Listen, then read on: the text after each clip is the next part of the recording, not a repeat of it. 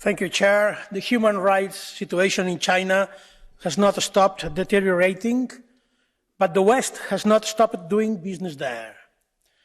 The persecution of the Chinese regime against the Uyghur people has been known for years, but we have been looking the other way for too long, despite the accumulated evidence of the serious crimes committed.